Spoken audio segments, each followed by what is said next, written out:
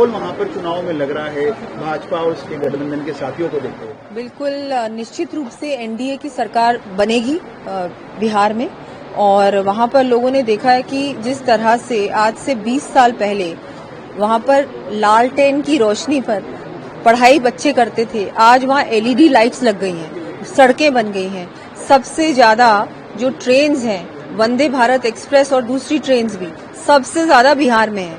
तो वहाँ के लोगों ने देखा जिस तरह से वहाँ पर विकास पे जोर दिया गया है डबल इंजन की सरकार ने, वो देखने के बाद तो निश्चित रूप से सरकार एनडीए की दोबारा बनेगी। और जो सामने है वो कुछ भी नहीं है, वो तो उनके जो महागठबंधन वाले लोग हैं वो तो उन्हीं को छोड़ के जा रहे हैं। अभी देखा आपने, कई उनके दल हैं जिन्होंने अपनी ये कर लिया कि हम तो इस इलेक्शन में हमारे लड़ेंगे ही नहीं इसमें और हम साथ नहीं देंगे इनका। अभी से ये हाल है तो बाद में क्या होगा। तो बहुत अच्छे रिजल्ट्स आएंगे और सारे ही हमारे प्रत्याशी बहुत अच्छे वोटों से जीते। मैम, इस बार दीपावली पर क्योंकि देश के प्रधानमंत्री की अपील थी स्वदेश को अपनाने की, आप लोग लगातार कर रहे थे, कितना असर दिखा इस दीपावली पर? क्योंकि सबसे बड़ा त्योहार है, इस बार खरीदारी सबसे बड़ा है। जी, इस बार बहुत खरीदारी हुई है। एक तो जो जीएसटी की रेट्स कम हुई हैं उसका भी असर है।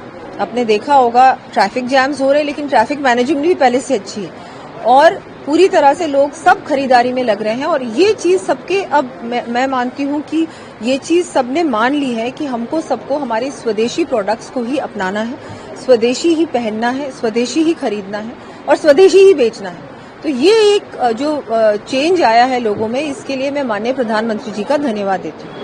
मैम, राजस्थान में और देश में दीपावली के बाद से पर्यटन का सीजन शुरू हो जाता है, क्योंकि आप पर्यटन मंत्री भी है। कितनी उम्मीद है राजस्थान में, क्योंकि राजस्थान में किले, बावड़िया और ऐतिहासिक धरोहर है, तो इस बार पर्यटन को कितना बूम मिल पाएगा? और आपने काफी काम भी करा है। जी, हम लोगों ने जो एग्जिस्टिंग हमारे टूरिस्ट डेस्टिनेशंस हैं उनको साफ सफाई, वहाँ पर व्यवस्था, वहाँ पर सड़कें, वहाँ पर रहने की व्यवस्था, क्या है, लोगों को यही चाहिए होता है।